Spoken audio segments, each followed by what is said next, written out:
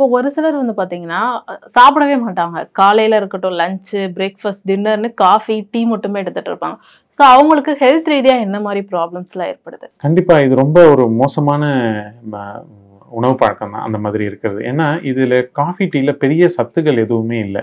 நம்ம பால் கூட சேர்ந்து இந்த காஃபி, டீ குடிக்கும்போது பால்ல இருக்கிற கேலரீஸ் மட்டும் தான் நமக்கு வரும் ஒழிஞ்சு, அதில வந்து ஒரு புரோட்டீன் சத்தோ, விட்டமின்ஸோ இல்ல வேற எந்த விதமான மினரல்ஸ் எதுவுமே இல்லாததுனால, அ கொஞ்சம் கொஞ்சமா நமக்கு அந்த சத்து குறைபாடுகள் ஏற்பட வாய்ப்பு இருக்கு. அது அகைன் நான் முன்னாடியே சொன்ன மாரி, இது குடல்ல போய் கொஞ்சம் அந்த அசிடிட்டி எல்லாம் உற்பத்தி பண்றதுனால வயிறு சம்பந்தமான தொந்தரவுகள், இந்த ஏப்பம் வர்றது, வயிறு உப்புசமா இருக்கிறது, அல்சர் இந்த மாரி தொந்தரவுகள் நெறைய வரதுக்கு வாய்ப்பு இருக்கு. ஸோ அதனால வெறும் இந்த மாரி டீ, காஃபி குடிச்சிட்டு சரியான உணவு இல்லாம இருக்கிறது, அ தொடர்ச்சியா செய்யும் பொழுது அந்த உயிர் சத்து, விட்டமின்ஸ் குறைபாடு, மினரல்ஸ் குறைபாடு, போன் வீக் ஆகுறது, இந்த மாதிரி நெறைய பிரச்சனைகளை எதிர்கொள்ள வேண்டியிருக்கும்.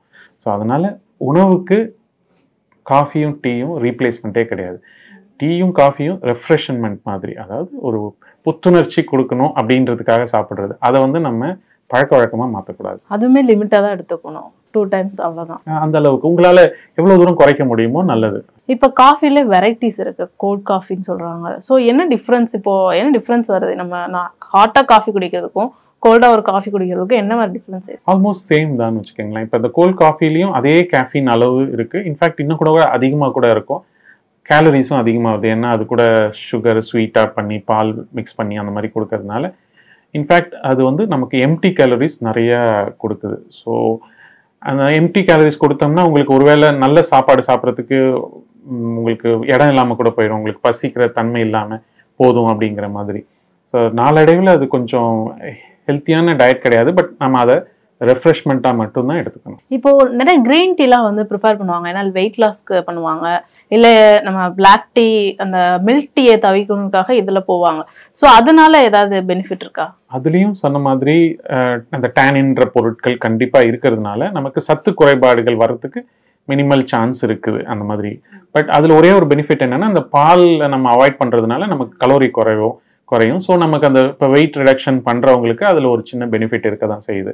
பர்டிகுலராக அந்த பிளாக் டீ இல்லை க்ரீன் டீ சாப்பிடும்போது, க்ரீன் டீயில் இன்னொரு அட்வான்டேஜ் அந்த ஆன்டி ஆக்சிடென்ட்ஸ்லாம் இருக்கிறதுனால அது வெயிட் ரிடக்ஷனுக்கும் ஹெல்ப் பண்ணுறது. இப்போ இன்னொரு ஒயிட் கண்டென்ட் பொருளே வந்து குறைச்சிக்கிறதே நல்லதுனாங்க. எக்ஸாம்பிள் சுகர், மில்க்குமே அப்படித்தான் கம்மி பண்ணிக்கிறதே நல்லது அப்படின்வாங்க. அது எந்த அளவுக்கு இது? நான் இப்போ சுகரும் சரி, பாலும் சரி, பாலில் கூட நமக்கு புரோட்டீன் அளவு கொஞ்சம் இருக்குது. ஸோ அதனால் நம்ம அதை தவிர்த்திட முடியாது. பட் சர்க்கரையில் வந்து கேலரிஸ் தவிர வேறு எதுவுமே இல்லை. ஸோ அதை வந்து நம்ம எடுக்கிறது வந்து கண்டிப்பாக குறைக்கிறது நல்லது. ஸ்வீட்ஸ் அதனால தான் இப்போது ஏஜ் ஆகும்போது நிறைய பேர் அந்த சுகர் மட்டும் இல்லை, சால்ட்டும். ஸோ ரொம்ப அதிக அளவில் உப்பு இல்லை இந்த சிப்ஸ்லலாம் நம்ம சாப்பிட்றோம் இல்லையா, அந்த மாதிரி இப்போது உப்பு அதிக அளவோ இல்லை சுகர் அதிக அளவோ இருக்கிற பொருட்களை வந்து அவாய்ட் பண்ணுறது நல்லது. இந்த ரீசெண்டாக இப்போ ICMRல சில வழிமுறைகள்லாம் சொல்லியிருக்காங்க எதெல்லாம் வந்து நல்லதுன்னு.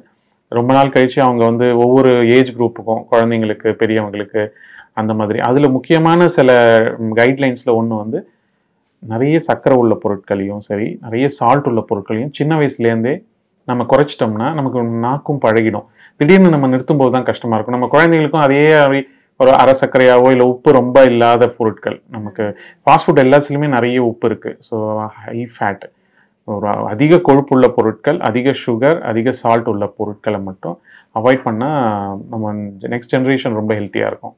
இப்போ முன்னாடிலாம் வந்து பிளாஸ்டிக் கப்பில் டீ குடிக்கிறது, காஃபி குடிக்கிறது ரொம்ப அவாய்ட் பண்ணியாச்சு நம்ம. இப்போது அதுக்கு மாற்று வழியாக தான் பேப்பர் கப் கொண்டு வந்தாங்க. ஸோ பேப்பர் கப்லேயுமே வந்து பார்த்திங்கன்னா நம்ம சூடாக அதை எடுத்துக்கும் பொழுது அதில் இருக்க அந்த மெழுகு உருகி உள்ளே போதுனாங்க. ஸோ இதனால் வந்து குடலில் என்ன பாதிப்புகள் ஏற்படுது?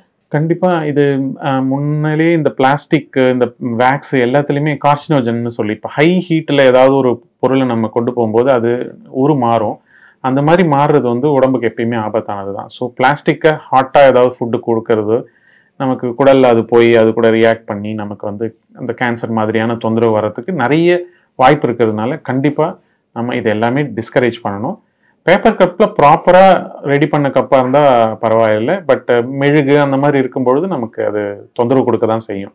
இது அது குடலில் போகும்போது கேன்சர் வரும். கண்டிப்பாக அதோடைய அந்த பிளாஸ்டிக்கும் ஹீட்லேயும் ஜாயின் ஆகும்பொழுது அதில் ஏற்படுற சில சேஞ்சஸ் வந்து நமக்கு கேன்சரை உற்பத்தி பண்ணுறதா சொல்கிறாங்க. இப்போ அதே மாதிரி பார்த்தீங்கன்னா இப்போ வெயில் காலம் இருக்குது. ஸோ இந்த வெயில்லையும் பார்த்தீங்கன்னா ஃப்ரூட்ஸ் எடுத்துக்கிறது பதிலாக நிறைய பேர் அந்த டீ அடிக்ஷன் காஃபி அடிக்ஷன்லாம் அவ்வளோ வெயில் இருக்கும், அவ்வளோ ஸ்வெட் ஆகும், பட் டீ குடிப்பாங்க, காஃபி குடிப்பாங்க.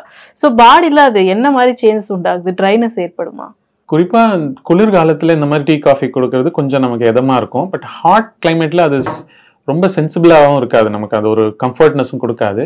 அண்ட் அகெயின் அந்த மாதிரி காஃபி டீ குடிக்கிறப்போ அவங்களுக்கு இந்த தாகமும் கொஞ்சம் குறைஞ்சிருச்சுன்னா நமக்கு நீர் சத்து தான் ரொம்ப தேவைப்படும். இந்த மாதிரி வெயில் காலங்களில் உடம்புல வேர்வை அந்த மாதிரி இன்சென்சிபிள் லாஸில் நமக்கு தண்ணி குறைஞ்சிறதுனால ஒருவேளை இது மாதிரி குடிக்கும்போது அவங்க தண்ணி எடுக்கிறதுக்கு தவறிடுறாங்க. ஸோ அதனால் இந்த டீஹைட்ரேஷன் அதனால் ஏற்படுற பிரச்சனைகள்லாம் கொஞ்சம் வரதான் செய்யும்.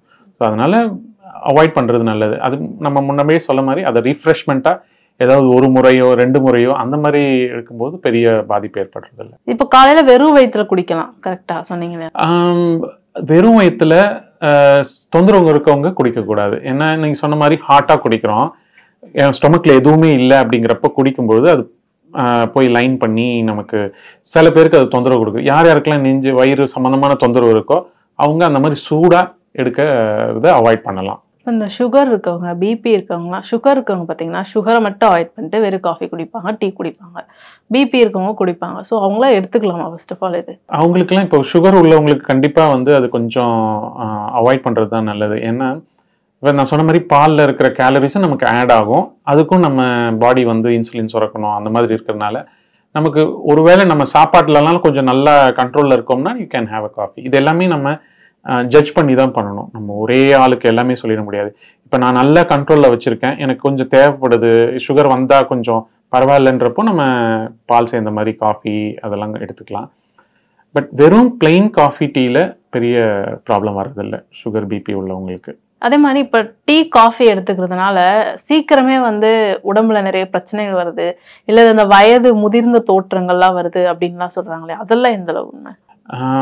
அது ரொம்ப விஞ்ஞானபூர்வமாக ப்ரூவன் எதுவும் இல்லைங்க. அந்த மாதிரி மேபி நம்ம இந்த மாதிரி கேலரிஸ் எக்ஸஸாக எடுக்கிறதுனால நமக்கு வர்ற சேஞ்சஸ்னால நம்ம ஆயுட்காலம் குறையலாம், இல்லை நமக்கு நிறைய ஃபேக்டர்ஸ் சேர்ந்து ஒன்றா நடக்கிறதுனால இருக்கலாம். இப்போ முன்ன காலத்தில் அந்த அளவுக்கு இந்த மாதிரி பழக்கம் இல்லாமல் இருந்தவங்க ரொம்ப நாள் இருந்திருக்காங்க. பட் அதுக்காக இது மட்டும் தான் காரணம்னு சொல்ல முடியாது, வேற சில காரணங்களும் சேர்ந்து இந்த மாதிரி நமக்கு ஒரு அந்த வாழ்நாள் குறையிறதோ அந்த மாதிரி வரலாம். ஸோ அதுக்காக நம்ம காஃபியோ டீயோ பிளேம் பண்ற அளவுக்கு ஒரு சயின்டிஃபிக் ப்ரூஃப் நமக்கு இன்னும் கிடைக்கல. டீ அடிக்ஷன் இருக்கவங்க, மில்க் டீ நான் சொல்றது, ஸோ அந்த அடிக்ஷன் இருக்கவங்க அதுக்கு ரீப்ளேஸ்மெண்ட்டா ஒரு டீ எடுத்துக்கலாம்னா என்ன டீ எடுக்கலாம்? பிளாக் டீ எடுத்துக்கலாம், அண்ட் க்ரீன் டீ எடுத்துக்கலாம். இப்போ நிறைய இந்த ஹைபிஸ்கஸ் டீ அந்த மாதிரிலாம் வருது. லைக் சூடான பொருள் எதுவாக இருந்தாலும் அவங்களுக்கு கொஞ்சம் கம்ஃபர்ட்னஸ் கொடுக்குறது. இது எல்லாமே வீனிங் ஆஃப் தான். நம்ம ஒரே நாள்லேயே எல்லாத்தையும் நிறுத்திட முடியாது, கொஞ்சம் ஸ்லோவாக கொண்டு வரலாம்.